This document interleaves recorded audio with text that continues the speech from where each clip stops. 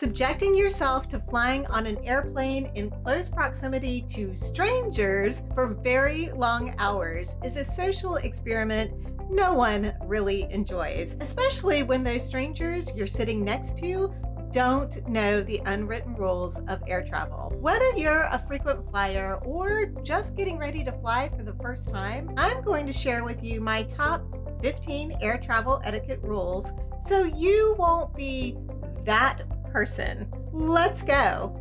Getting right into it, let's start with my biggest pet peeve these days: not wearing headphones when you are playing a game or listening to something on your phone or iPad. For some reason, this has really gotten so much worse over the past couple of years, to the point that most planes I've been on recently have even had to make an announcement about it. Not only should you be wearing headphones when you're scrolling through TikTok, but if your kids are playing a game on a device, even if it's a gaming device, they should be wearing headphones too, or at the very least, have that volume turned down, please. And that leads into rule number 2.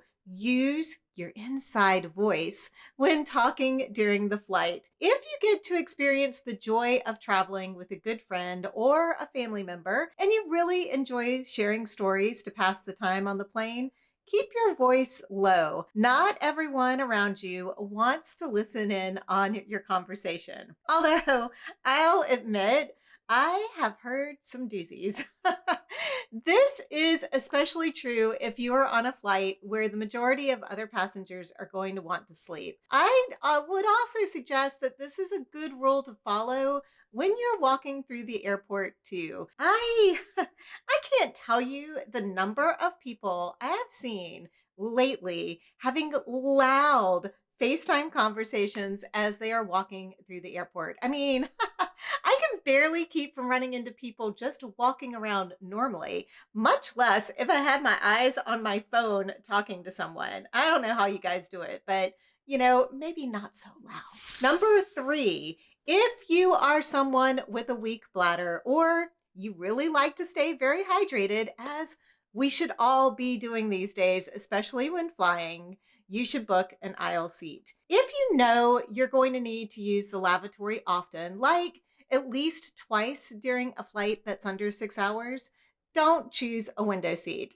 especially if the airplane has a 3-seat configuration. It's not fair to the people in the middle seat or the aisle seat for them to have to move multiple times during the flight, especially if it's a red-eye flight or a nighttime flight. Now, I definitely like to stay hydrated when I fly, but for now, I know that I have a strong bladder that can last for quite a few hours while I am flying, especially if I stay away from the coffee. This one is very important, and I see this rule violated all the time. The middle seat gets both armrests. If you have the window seat, you can lean towards the window. And if you have the aisle seat, you can lean towards the aisle. Well, at least when the flight attendants aren't walking by doing service. If you get stuck in a middle seat, feel free to nudge the other person's arm off of your armrest. It is your right to have those armrests. And speaking of armrest, if you don't know the person sitting next to you, always put the armrest down. It's already an uncomfortable situation to be seated next to someone you don't know. Having the armrest as kind of a boundary is very appropriate. Plus, on many planes, it's where the control is located for reclining your seat or even for operating the media screen in front of you. While we're talking about boundaries, I know the seat space is getting smaller every year. Tiny airplane seats. But that does not give you the right to be a spreader.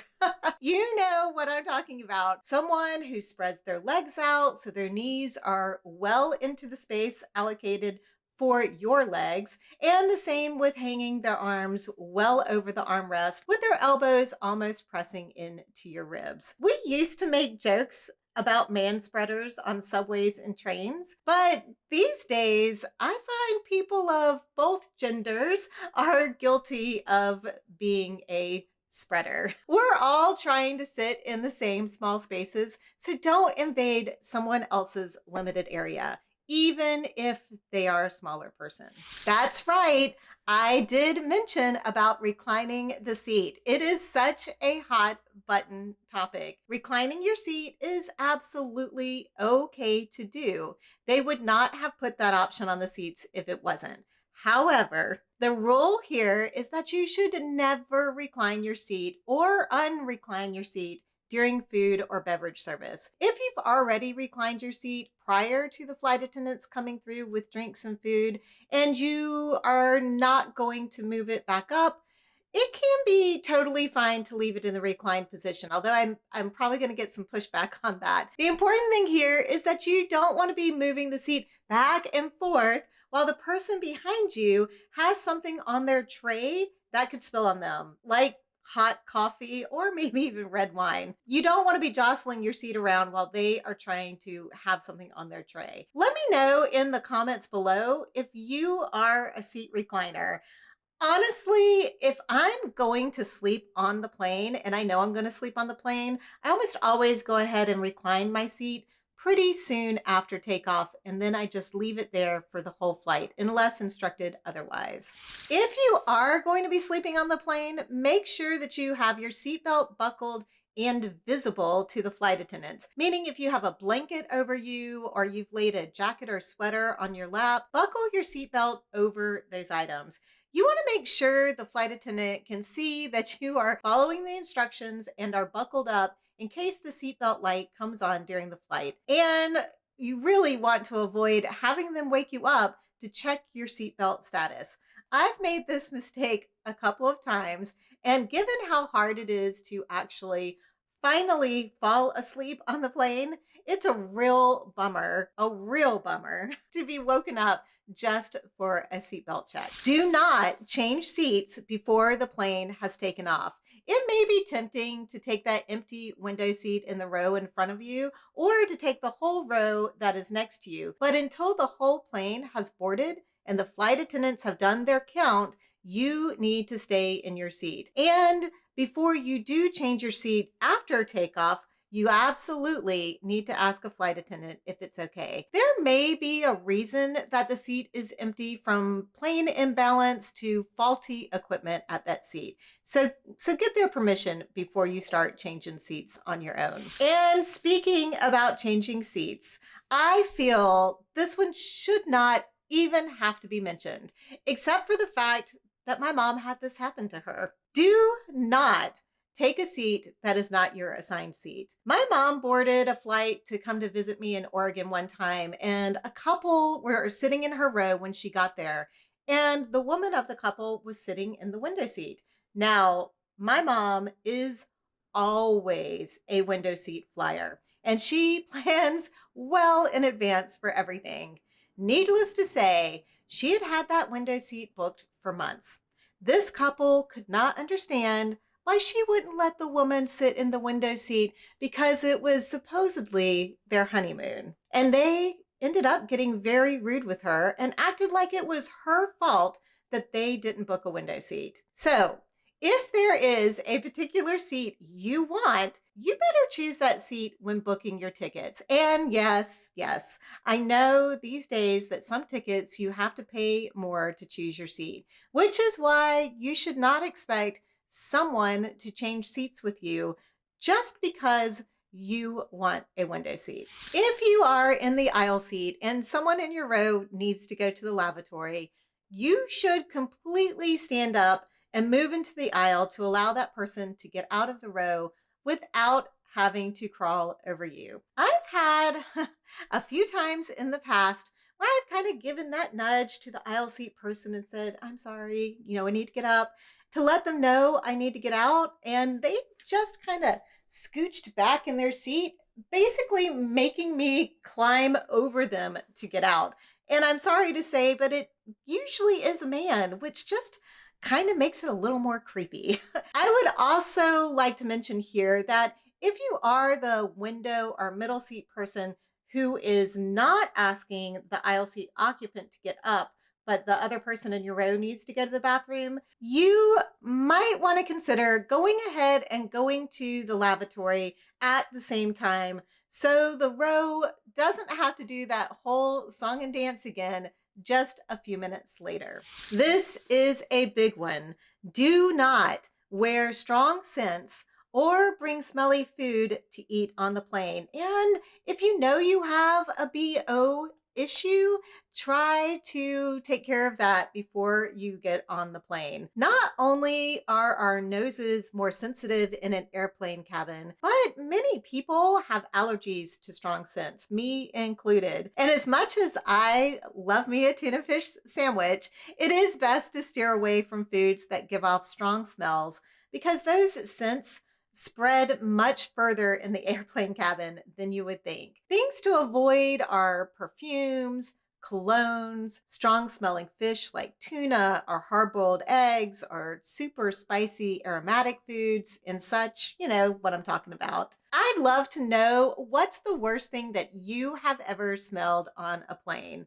Personally, the sulfur smell of hard-boiled eggs is one of the worst for me. And of course, extremely strong perfume or cologne. I mean, that stuff that gets me every time. Don't get drunk on a plane. This is not the time for your party personality to come out. Surprisingly, alcohol can affect you very, very differently when you are flying and make you tipsy a lot faster than when you are on the ground.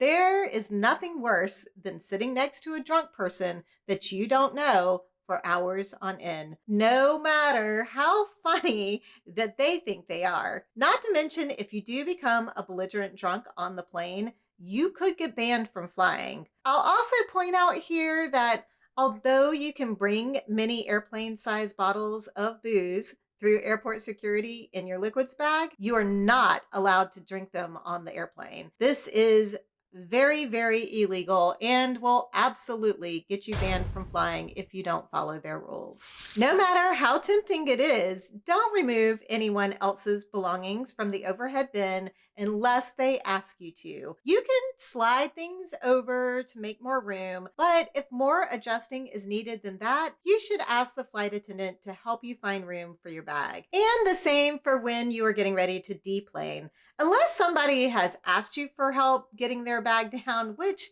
being a very short person, I do fairly often, but you should not just start taking bags out of the overhead bin that are not yours. Let the people get their own bags. Yeah, I know you're trying to be polite, but some people get a little touchy when you start touching their stuff. Finally, when it is time to deplane, allow the rows in front of you to get their bags and move on down the aisle and off the plane before you. There is no reason for you to race in front of everyone else.